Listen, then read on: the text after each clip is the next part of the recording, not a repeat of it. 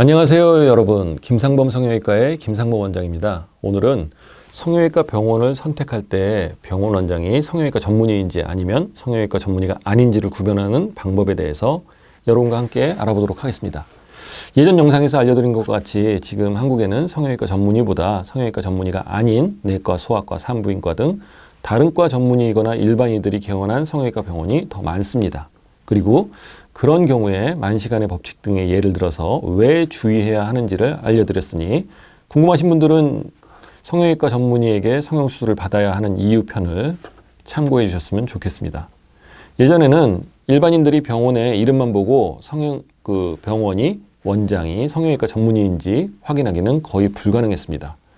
하지만 의료법이 개정되고 나서 어느 정도 주의를 기울여서 확인을 하면 병원 간판만 보고도 성형외과 전문의인지 비전문의인지 그런 사실은 충분히 구분이 가능해졌습니다. 우선 병원 이름에서 무슨 성형외과 의원이라는 명칭이 붙는다면 그건 성형외과 전문의의 병원일 가능성이 높습니다. 의료법상 비전문의는 무슨 의원이라고 이름은 붙일 수 있지만 무슨 성형외과 의원으로는 이름을 붙이는 것이 의료법 위반입니다. 단 비전문의가 성형외과 수술을 하고 싶다면 무슨 의원 뒤에 반드시 진료과목 성형외과라는 단서를 추가해야 합니다. 즉 병원 간판에 진료과목이라는 글이 붙어 있다면 이건 100% 전문의 병원이 아닌 거예요.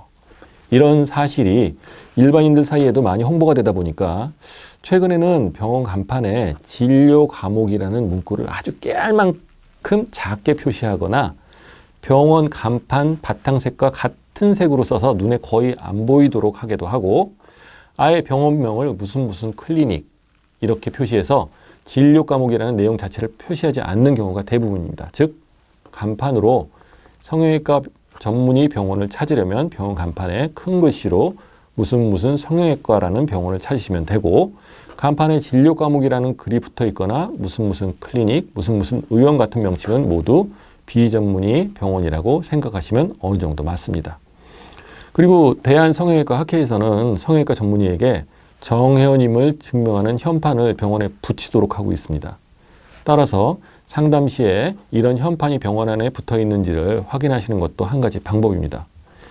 비전문의들의 경우에도 여러 가지 미용 학회를 만들어서 회원 인증을 하기 때문에 무슨 국제미용학회 회원이거나 지방수술학회, 미용수술학회 그럴듯한 회원 자격을 홍보하는 경우들이 있는데요. 이런 것들이 성형외과 전문의임을 증명하는 것은 절대 아니니까 그런 점은 현혹돼서는 안 됩니다.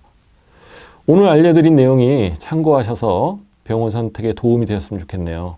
내용이 도움이 되셨으면 좋아요와 구독하기 부탁드립니다. 감사합니다.